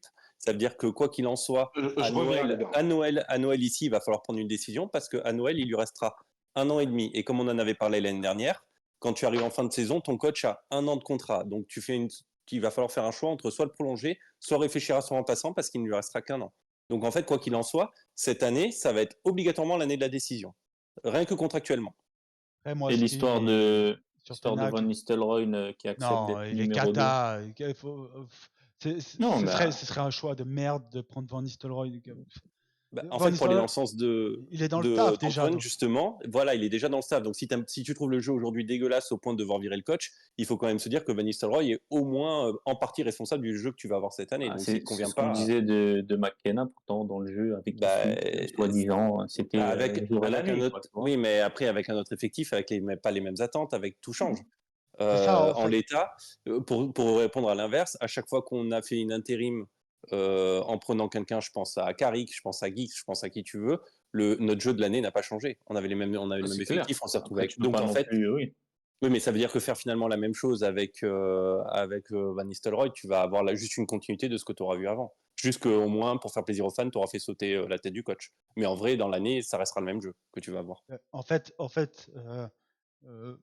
pour être un peu plus calme, posé, et qu'on arrête de tous parler en même temps. On a perdu contre Liverpool, on a le droit. Et encore, franchement, je trouve que j'étais gentil avec Casemiro. J'avais tellement envie de l'insulter que bref. En fait, le problème des fans de United, c'est qu'on est schizophrène. C'est-à-dire qu'on s'attend, chaque fois en début de saison, les gens sont assez réalistes, hormis les rêveurs. Et dès la première défaite humiliante, on dira, parce que quand tu prends 3-0 face à un rival, même si Everton perd 3-0 face à Liverpool, ils considèrent ça comme une défaite humiliante aussi, quand c'est ton rival. On remet tout en cause. Aujourd'hui, Ten Hag, il a le bénéfice du doute parce que l'année passée, ça s'est mal passé, mais il y a 25 000 circonstances atténuantes. Donc, Ineos a décidé de fermer les yeux sur celle-ci, et s'il est encore en place, c'est parce qu'en 2 ans, il a 2 titres. Ça me rend dingue qu'à Manchester United, on banalise les titres, mais bref, à voir pour certains fans, c'est pas assez. Après, le fait qu'il flex à chaque fois en conférence de il a le presse. droit, il a le droit aussi. Il faut arrêter de. Le gars, il a hérité du pire Manchester United de tous les temps. L'histoire Première Ligue, en tout cas, il n'y a pas photo. Faut voir aussi qu'est-ce qu'il a hérité quand on a viré Solskjaer. Et il fait des erreurs, bien sûr. C'est pas Guardiola. Même Guardiola, tout le monde lui pissait dessus en Ligue des Champions parce qu'il faisait sortir par Lyon et tout. Donc, sauf que nous, on est Manchester United et on a cette vision que le coach doit nous faire tout gagner, doit nous faire progresser et tout. Et il y a des choses où il peut pas faire progresser. Je veux du mieux. Aujourd'hui, moi, où je lui en veux, c'est que on parle tout le temps des mêmes joueurs, surtout Jérémy et moi, et il est responsable du fait que Bruno ce soit la clé de notre animation et que Rashford soit la clé de notre jeu sur les ailes à gauche en tout cas. Il est responsable de ça. Par contre, ça dédouane pas le fait que les joueurs sont dégueulasses et que aujourd'hui, quand tu regardes l'effectif de Liverpool par rapport à celui d'United, si tu prends aujourd'hui les 2 effectifs, tu enlèves, tu fais avant le match, hein. Tu regardes pas après le match, parce que c'est toujours facile après le match. Et que tu mixes les 2 équipes et que tu prends les meilleurs 11, bah, je suis désolé, le gardien il est meilleur des deux côtés, il est meilleur de leur côté. Van Dijk qui serait titulaire. Allez, je suis gentil, je dis que Lisandro Martinez est titulaire. Les 2 latéraux, c'est les joueurs de Liverpool. Au milieu de terrain, bah, Casemiro il serait pas titulaire. Menu il y serait. Bruno il y serait, à la limite, parce que Szoboszlai, dans un collectif est bien meilleur. L'ailier gauche, bah, je suis désolé, Luis Diaz c'est meilleur que Rashford. L'ailier droit, je suis désolé, Salah c'est bien meilleur que Garnacho ou Ahmad. Et je suis désolé, bah, Jota est un meilleur attaquant de pointe, a bien plus prouvé que Zirkzee. Et c'est sans parler que sur leur banc, oui, alors le match était terminé, donc les remplaçants, je m'en fous. J'ai pas envie de parler de Collière, de Ahmad qui a fait une très bonne entrée à mes yeux dans le contexte, ou de, je sais même pas qui est sorti, rentré Maguire et tout parce qu'il voulait faire sortir de Ligue. Je note parce qu'on tire souvent dessus, Maguire fait une bonne entrée. Bah, Maguire, dans ce qu'il fait. De tous les entrants. Ouais, non, mais de tous les entrants, je pense que c'est celui qui a été Ahmad, très loin. Ahmad. Ouais, alors après. Mais Ahmad et lui, je me méfie pour un truc, alors que je viens de dire ça sur Maguire, je suis d'accord. Mais pour moi, il y a eu 3 matchs en fait dans le match. Il y a eu le match les 35 premières minutes, qui est le vrai match. Il y a eu le match où on s'est fait rouleau compressé, donc tout le monde était mort. Les 2 buts, on nous a tués. Et il y a la 60e, Liverpool a décidé d'arrêter d'attaquer, faire de la gestion, faire juste 1 ou 2 contre-attaques. Donc là, on a eu plus d'espace, on a pu remonter, mais c'était pas dû à la qualité de nos joueurs. Faut pas se mentir. Liverpool a juste s'est dit, on va pas se blesser inutilement et a ralenti. Où je suis d'accord avec. En fait, de toute façon, il faut laisser du temps maintenant. Il a enfin son effectif maintenant. Sauf que tu mets pas en place quelque chose en 2 secondes. Hein. Donc, je suis désolé, tu mets pas la même chose en place quand tu as Martinez de Ligt que quand toute l'année passée tu dois travailler avec Maguire Evans, entre autres. Donc maintenant il faut lui laisser du temps. Il va pas arrêter de falloir remettre en cause Ten Hag à chaque match. De toute façon, il restera parce que le seul gars qui est dispo, c'est Tourelle et Ineos, ils vont pas changer maintenant de coach. Donc, il faut maintenant le laisser travailler. J'espère, il doit avoir pas mal de retours de joueurs parce qu'aujourd'hui, les 3/4 de l'effectif qu'on avait aujourd'hui, ils ont repris l'entraînement il y a 3 semaines. Donc, il faut lui laisser le bénéfice du doute jusque-là. Après la fin de cette putain de trêve internationale, là, il n'aura plus d'excuses, sauf que ça va pas faire le clic d'un coup. Donc, je suis assez d'avis avec Jérémy que dans 3 mois, en fait, dans 3 mois hors épidémie de peste, dans 3 mois, on saura s'il faut le virer ou pas. Quoi qu'il arrive. C'est ce que je disais. Arrivé à Noël, de toute façon, tu sais qu'il va falloir prendre une décision. Il lui reste 1 an et demi de contrat. Donc, tu sais très bien qu'il faut choisir. Même sans parler de contrat, même s'il avait 3 ans de contrat, moi, ça ne me changerait rien. C'est-à-dire qu'à Noël, tu sais, avant, on va lui laisser le bénéfice du doute et il faut laisser les gens travailler. Pour moi, il y a déjà du mieux. Est-ce que c'est satisfaisant pour Manchester United? Absolument pas. Est-ce qu'on serait en droit de demander plus? Oui. Mais il faut aussi que les fans de United arrivent à se mettre dans la tête, oui, nous sommes Manchester United, non, nos joueurs ne sont pas du niveau de Manchester United. Et il n'y a qu'à voir, j'ai pas envie de citer de nom parce que je ne veux pas faire de bashing, mais Casemiro, il est plus appelé avec le Brésil, même pas convoqué. Rashford non plus. Rashford non plus. Dalot, il est remplaçant. De Ligt, il est remplaçant. Zirkzee est le remplaçant de Weghorst, on l'a déjà dit, c'est pour l'instant c'est comme ça, c'est un choix, mais c'est. Lisandro Martinez a plus joué là, mais il commence à jouer seulement, c'est des remplaçants. Et Meinou est titulaire. Bruno, il est titulaire, mais c'est un peu ambivalent dans l'équipe du Portugal. Et Amad, ben, il a été convoqué, mais je crois que c'est une des premières fois où il est convoqué. L'année passée, il n'a pas été convoqué. L'année passée, ça fait un petit moment qu'il n'a pas été convoqué. Et même lui, tu vois, il sera en face à face pour être titulaire avec des gars comme Adingra et tout, qui sont des très bons joueurs. Donc ouais, où je veux dire là, c'est un peu de patience. Les recrues qu'on a fait, c'est aussi des recrues de patience.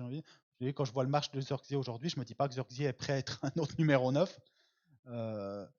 Et c'est pas contre. On le savait déjà.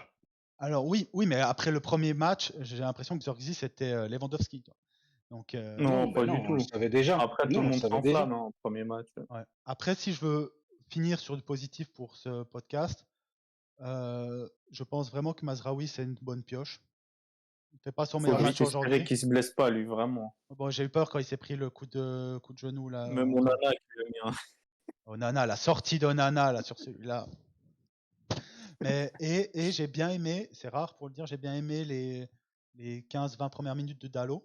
Même pas que les 15-20 premiers. Après, il a pris un peu l'eau comme tout le monde, mais honnêtement, son match pour un côté gauche, ça va. Après, le problème, c'est que quand même, on prend 3 buts et que le joueur qui doit marquer, il fait 2 passes décisives, 1 but. Donc ça fait quand même beaucoup. Mais après, bon, il n'est pas sur son côté. Le joueur qui marque, enfin qui fait les passes, c'est Mohamed Salah. Tu vois. Oui, bien sûr. Mais toi, c'était une des qualités qu'on disait de Shaw. On en revient toujours à la même chose. Il n'est pas forcément aidé par l'ailier devant lui. Donc... Totalement. Et pour moi, c'est les deux positifs. J'ai bien aimé. Meinou, on voit qu'il y a vraiment du ballon et que c'est un joueur supérieur.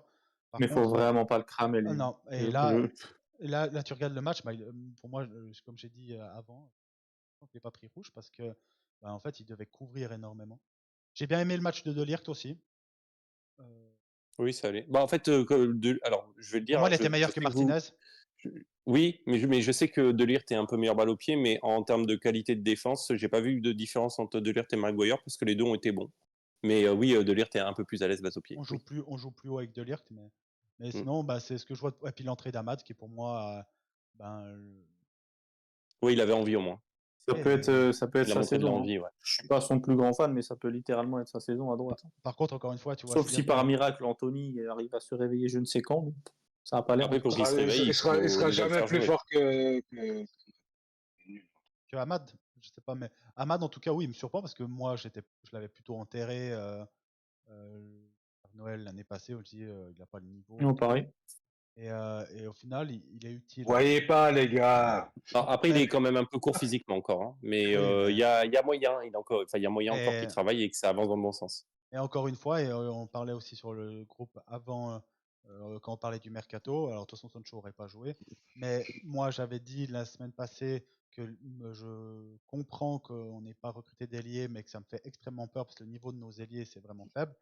Et tu vois que quand tu vois les 18 derniers mois de Rashford, je mettrai peut-être le lien dans le chat sur la charte de Rashford sur les 18 derniers mois, où en fait c'est statistiquement un des pires ailiers au monde. À côté de lui, tu as Anthony qui n'est pas un joueur de foot, et tu espères que deux gamins, Garnacho, moins de 20 ans. Ah non, il a 22 ou 23, je crois. Garnacho, il a moins de 20 ans et Amad, il a plus de 20 ans, mais bon, Amad, c'est l'expérience qui fait que c'est un gamin. Tu espères que c'est ces deux gars-là qui n'ont jamais fait une saison à plus de 10 buts.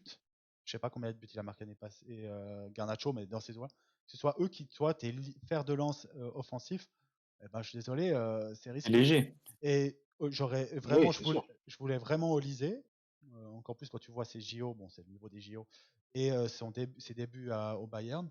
Surtout, j'ai peur, c'est que l'année prochaine, le poste d'ailier, quand on regarde,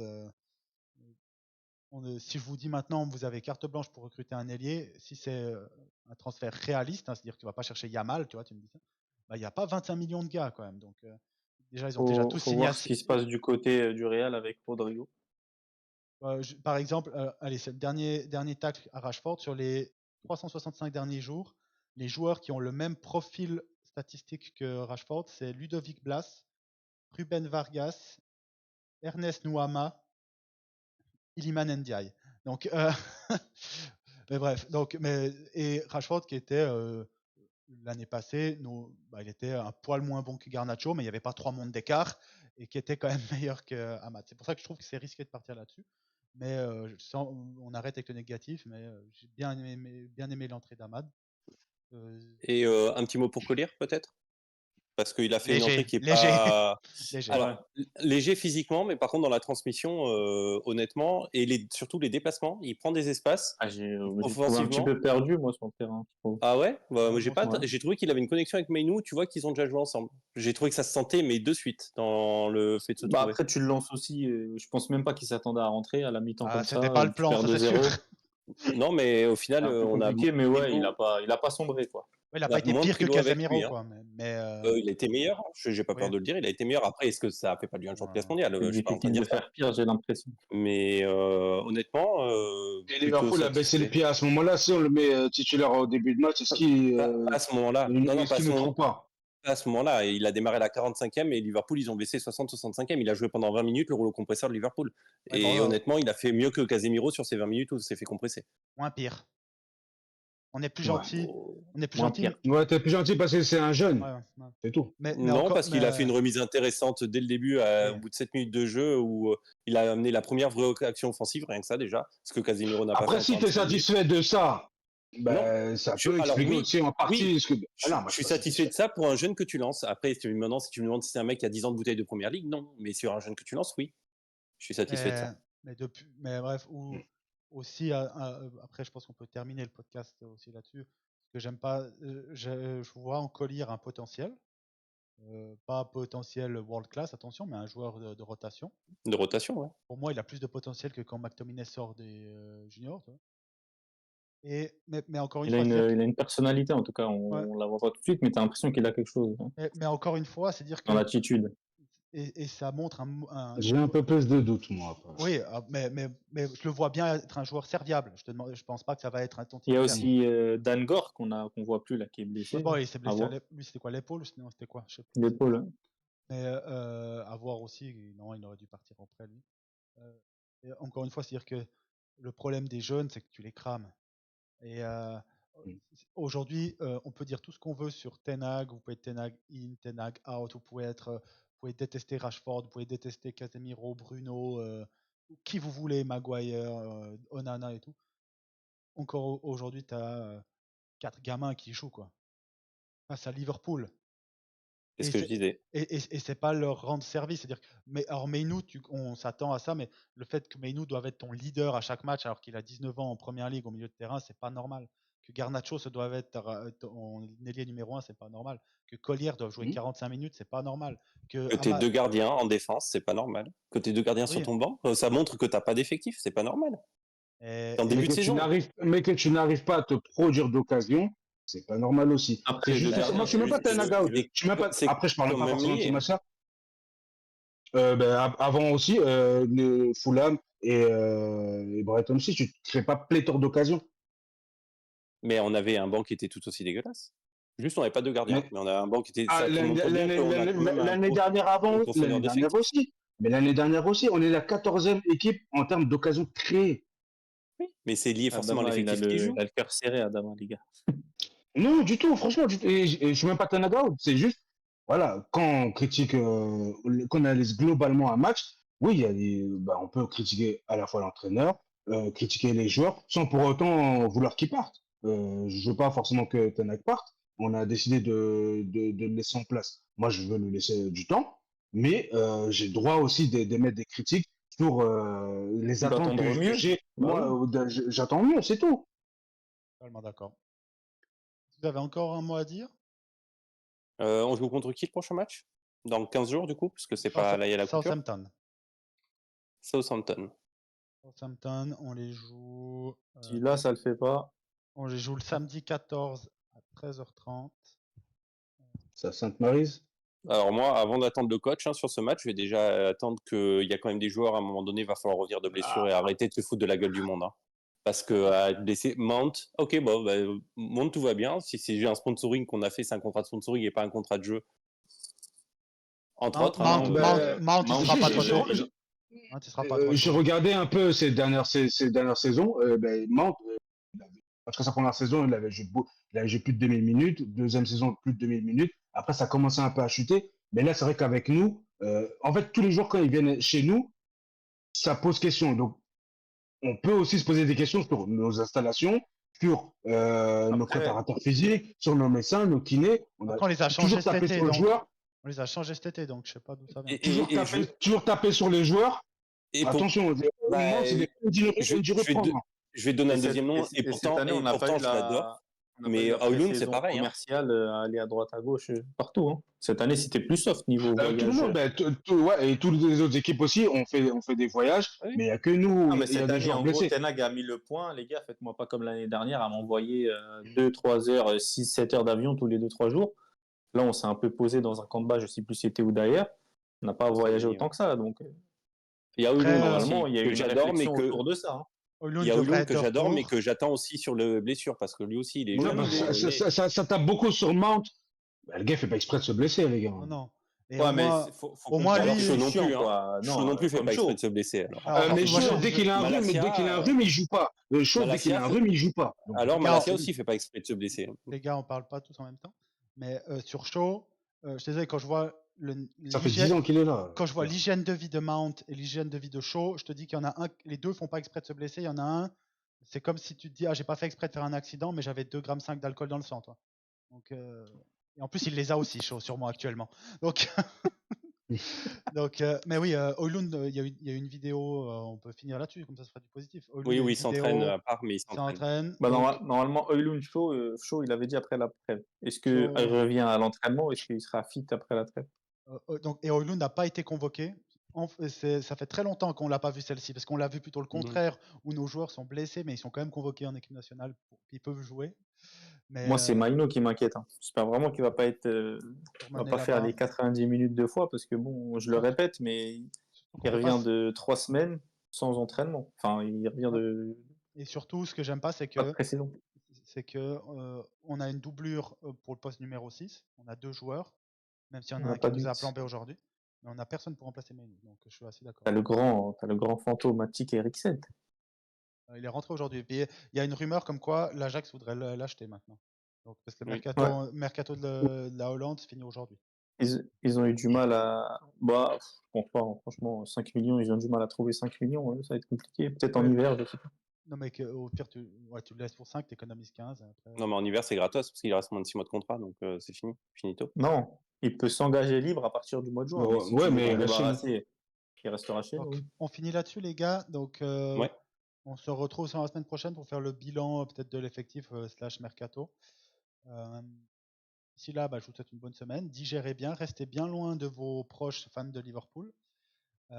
Et on se retrouve d'ici 2 semaines revitalisés. On aura fait le plein pour la pharmacie, pour les antidépresseurs et les anxiolytiques. Donc, on se revoit pour la prochaine thérapie après le match face à Southampton. Je vous souhaite à tous une excellente semaine et à bientôt.